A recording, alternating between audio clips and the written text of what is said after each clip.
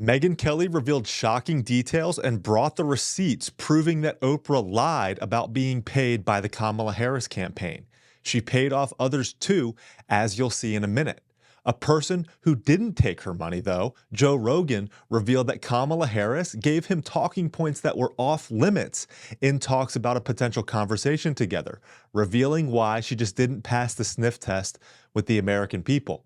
On the other hand, Charlie Kirk schooled Chris Cuomo on Patrick Bet-David podcast and revealed how Trump hacked the 2024 election with a campaign strategy that will change how campaign politics are done forever. And finally, the left is absolutely melting down, especially our boy Don Lemon, over Trump's latest cabinet pick. Let's get to it. I'm Zach Costello, and this is the Zach Costello Show. Megyn Kelly brought the receipts and exposed Oprah for lying about taking payment from the Kamala Harris campaign. But this is becoming dirtier and dirtier as days go by and we find out who the Kamala Harris campaign paid off for influence and interviews. Her campaign raised over $1 billion and finished in debt. Trump, on the other hand, finished with a surplus. That should tell you something right there. But you're not going to believe these numbers for Oprah, Megan Thee Stallion. Call her daddy, Al Sharpton. Listen to this. Kamala Harris in the news this week for, among other reasons, having run her $1 billion campaign down to the studs when it comes to her cash. She's reportedly $20 million in debt. We told you the story the other day. Well, now the reports are that she blew the vast majority of that last $20 million on stars.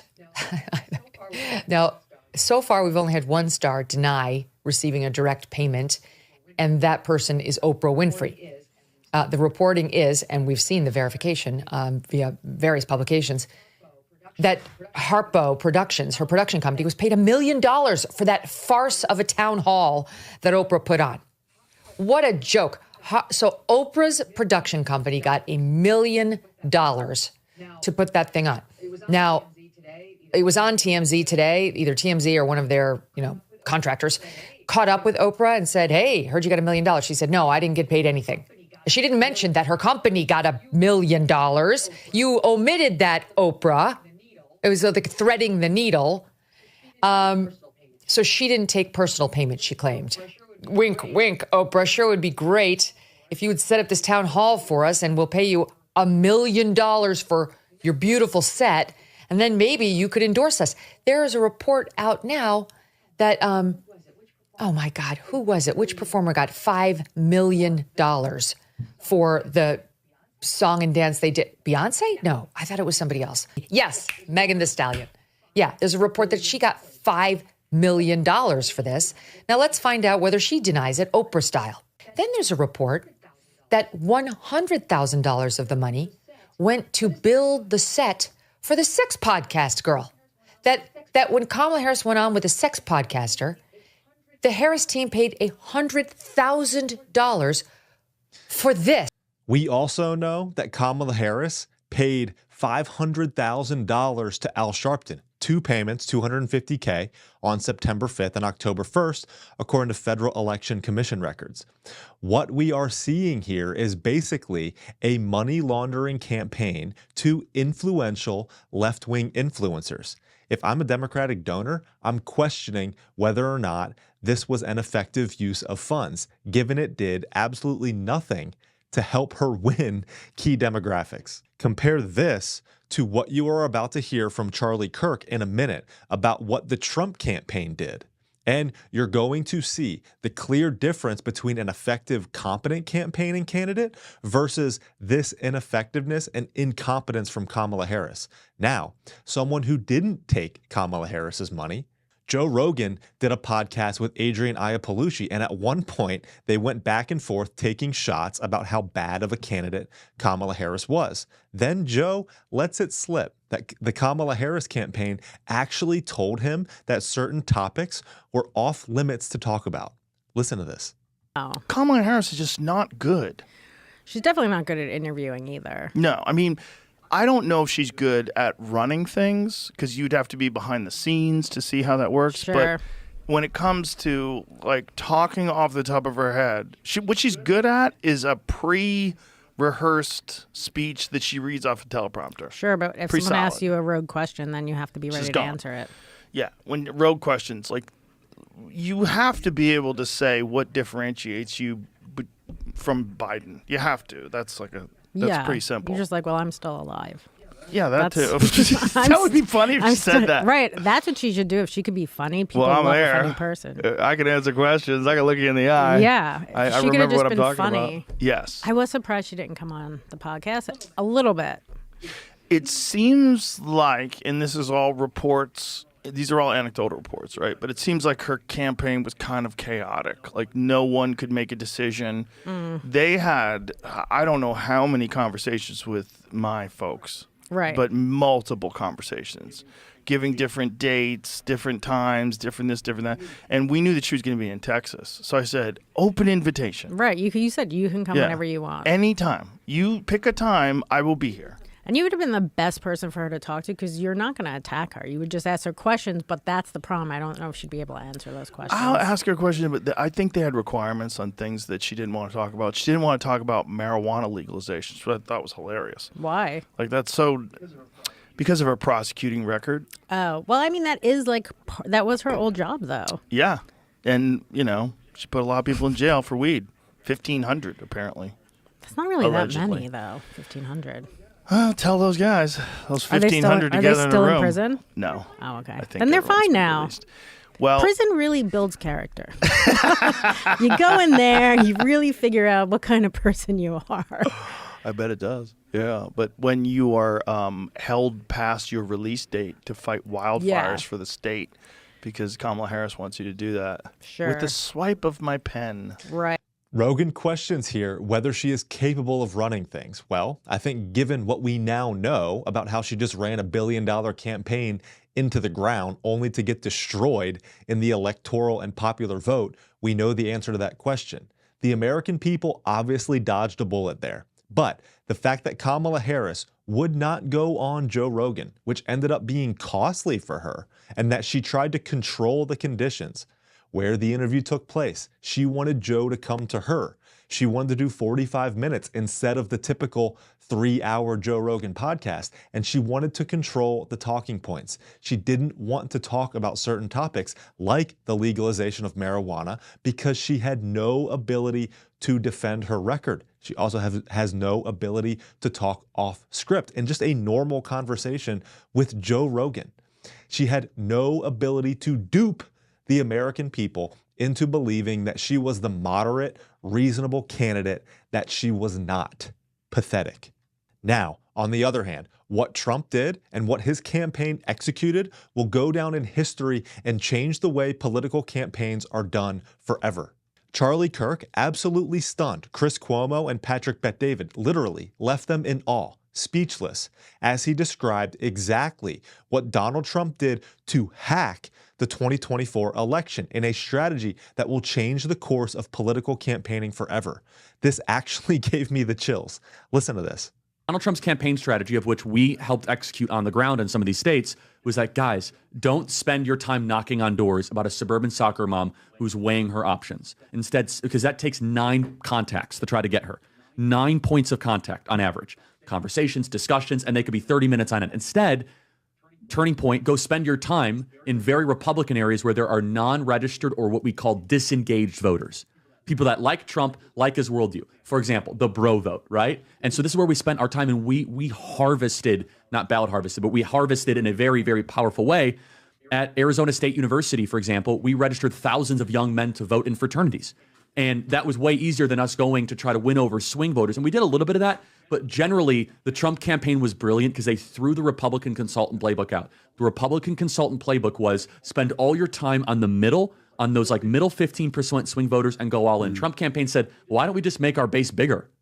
Why don't we just make the people who love us the most? And so what they looked at was demographics. And they realized if we can make the electorate 3% more masculine, and by the way, they were so smart to do this. This is Susie? This is Susie and James Blair and La Savita. And they were so smart because they said, wait a second, what is more important than race? Whether or not you're a man or a woman actually dictates your political affiliation far more of a correlation than your race. So they de-emphasized racial politics and they emphasized more of a masculine machismo approach. And boy, did it work. And not only did it work, you're running up against a woman, so it's easier to kind of make that argument. And so I don't mean to monopolize the time. But this is really interesting. Keep going. And so what the Trump campaign then did, the Republican consultant playbook that Karl Rove basically authored was everything is about high propensity. So there's two types of voters, high propensity and low propensity voters. A high propensity voter is typically college educated, lives in the suburbs. You know, they watch Chris, they watch CNN. They have an income over $100,000 a year. They have 2 kids and a picket fence, and they go to soccer games and they don't commit crimes. You know, that type of demo, right? High propensity voters is where the Republican Party has always been focused. Okay, but Trump came in, he said, no. We're going to focus on low propensity voters.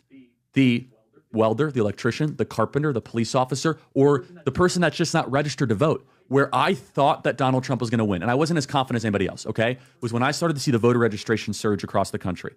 In the summer before this last summer, new people that were registering to vote were registering at a clip 3-1 versus Democrat. In Pennsylvania, for the first time ever, in Pennsylvania, for the first time ever, we had every county in Pennsylvania, we were out registering Democrats for the first time ever. Now, mind you, what Josh Shapiro did as governor of Pennsylvania is he put in a thing called motor voter, which means you automatically get registered to vote. They thought that was going to help Democrats. When you get your license. When you get your driver's license. It helped Republicans because of lower, think about who's not registered to vote. It's typically lower propensity voters. And PBD, here's the kicker. Where do these people get their information? Lower propensity voters get information on TikTok. Mm-hmm. They're not watching CNN. They're not sitting. You know why? These folks are darn tired by the time they get home. They're not turning on cable news. They're watching NFL football games. Mm-hmm. They're the ones that are not going to be able to quote to you, Marbury. They're not. Strategy. By the way, it's also this. Yeah, it's also the phone. So what Donald Trump campaign did is they hacked the 2024 election, not in a way that people would think, where they said, wait a second, everyone has a supercomputer in the right-hand pocket. Why are we worried about what CNN is saying or MSNBC is saying? Why don't we win the information war? And then finally, the kicker. They said, why don't we go on the most ambitious, over-the-top, low-propensity voter communication strategy on Theo Von, Joe Rogan, Nelk Boys, Logan Paul, influencer strategies, right? And so what they said is there's this whole reservoir. Freaking brilliant. And the final kicker, my mandate at Turning Point was very simple. Charlie, turn Trump supporters into voters. And that's what we did. Boom. This Trump campaign was visionary, effective, and efficient. And that allows me to trust the decisions that this Trump administration is making on behalf of the American people to fix our government and get it back working for us again. It leads me to trust, finally, the picks that he is making for cabinet positions. Donald Trump continues to name his cabinet appointees for his cabinet positions in his transition plan for the new government. And the latest has the left absolutely melting down because of the clip that I'm about to show you. Pete Hegseth, Trump nominated to be U.S. Secretary of Defense. And here is what our good friend Don Lemon has to say about it. Then I'll tell you why Lemon is a liar. Check this out. Must have been hacked. And then I saw this. An official statement from Donald Trump saying, I am honored to announce that I have nominated Pete Hegseth to serve in my cabinet as the Secretary of Defense. What? At first, some of these folks, these nominations, I said, okay, or appointments, all right, they're a little extreme, but there were some normal people in there, kind of normal, like Marco Rubio or Mike Waltz, a couple of, just regular old Republicans in there.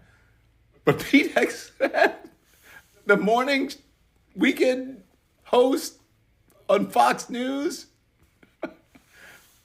come on. All right, I'll get to that in a second. But the rest of the left is freaking out because Hegseth said this. I'm straight up just saying we should not have women in combat roles. It hasn't made us more effective, hasn't made us more lethal, has made fighting more complicated. We've all served with women, and they're great. Mm-hmm. Our institutions don't have to incentivize that in places where not traditionally, over human history, men in those positions are more capable. Okay, so you see what they're doing here. They're painting him as an incompetent Fox News pundit misogynist. I know it's extreme to believe that our nation's women should not be dying on the front lines. I know it's extreme to believe that men should be the protectors of women and our nation. Go beneath these lies, guys, and what you will find is that Pete Hegseth actually had a career before he was a Fox News host. He is a decorated American military veteran and leader. He received an Army Commendation Medal for heroism and extraordinary achievement in combat. He was awarded the Bronze Star Medal and Combat Infantry Badge during his time fighting in Iraq. And finally, after he served as the chief executive for Concerned Veterans for America. And then he was a Fox News host. This is a decorated war hero who has spent his career advocating for our nation's veterans. Finally, listen to this. He just might be the right man for the job. The Pentagon is in the book, the exact amount of years, but in the past X number of years, 10, 12, 15, the Pentagon has a perfect record in all of its war games against China. We lose every time inside the Pentagon war games. We know what our real capability. You see, we didn't even get to this part of the war on warriors. I mean, the military-industrial complex, the way we procure weapon systems. We're always the way our system works, the way our bureaucratic system works, where the speed of weapons procurement works. We're always a decade behind in fighting the last war, whereas China, we have what did Rumsfeld say? You go to the war, the army you have. We have the army. China's building an army specifically dedicated to defeating the United States of America. That is their strategic outset. Take hypersonic missiles. So if our whole power projection platform is aircraft carriers and the ability to project power that way strategically around the globe, and yeah, we have a nuclear triad and all of that, but a big part of it. And if 15 hypersonic missiles can take out our 10 aircraft carriers in the first 20 minutes of a conflict, what does that look like? Yeah. I mean, and if they've already got us by the balls economically, which you pointed out very well, with our grid, culturally, there's plenty of elite capture going on around the globe. I mean, and then microchips and everything. Why do they want Taiwan? They want to corner the market completely on the technological future. We can't even drive our cars without the stuff we need out of China these days. I mean, they have a full spectrum, long-term view of not just regional but global domination, and we have our heads up our asses.